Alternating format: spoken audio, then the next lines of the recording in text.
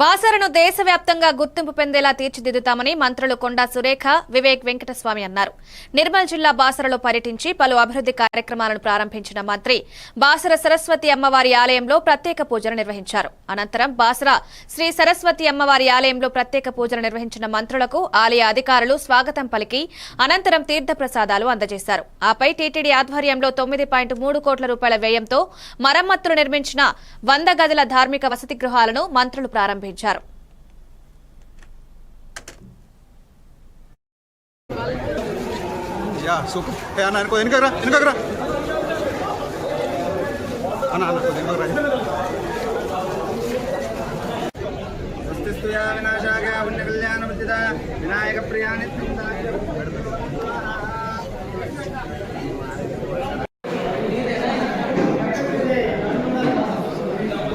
దాంతో పాటు చాలా చోట్ల కూడా ఈ 5 సంవత్సరాల నుంచి టిఆర్ఎస్ ప్రభుత్వము మినిమం వేజెస్ పెంచలేదు.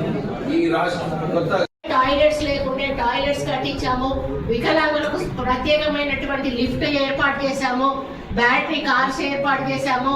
ఏదైతే మరి భక్తులు నిలబడి దర్శనానికి నిలబడతారో ఆ యొక్క దారి పొడుగు కూడా ఎండతో కింద వాళ్ళ కాళ్ళు నిలబడలేనటువంటి పరిస్థితి ఉంటే మరి దానికి కూడా మరి వైట్ వెయిట్ వేయడమే కాకుండా మ్యాట్స్ వేస్తూ వాళ్ళకి కాళ్ళు కాలకుండా వెళ్ళేటువంటి అవకాశము, పైనుంచి ఎండగొట్టకుండా ఒక షేడ్ కూడా వేయడం జరిగింది. ఈ విధంగా మరి అదేవిధంగా ఎవరైతే డోనర్స్ ఉన్నారో మరి పోయిన ప్రభుత్వం 10 సంవత్సరాల కాలంలో ఒక యాదగిరి గుట్ట నిర్మాణం తప్పితే ఏ ఒక్క టెంపుల్ ను కూడా పట్టించుకోలేదు అని చెప్పేది మరి నేను వాస్తవాలు చెప్తా ఉన్నాను. మేము ఏ గుడికి వెళ్ళినా కూడా కనీస అవసరాలు కూడా కల్పించినటువంటి ప్రభుత్వం. ఆ రోజు యాదగిరి గుట్ట నిర్మాణం చేసినా కూడా అక్కడ కూడా భక్తులకు ఏ వసతులు లేక ఇబ్బందులు పడుతున్న తరుణంలో మా ప్రభుత్వం వచ్చినాక ప్రతి ఒక్కరికి కూడా మరి అవసరాలను బట్టి అక్కడ మేము అభివృద్ధి కార్యక్రమాలు చేయడమే కాకుండా మరి అక్కడ గండ దీపం అని బయట పెట్టి కొబ్బరికాయ కొట్టేటువంటి అవకాశం కల్పించాము. ఒకటి మరి చౌల్ట్రీ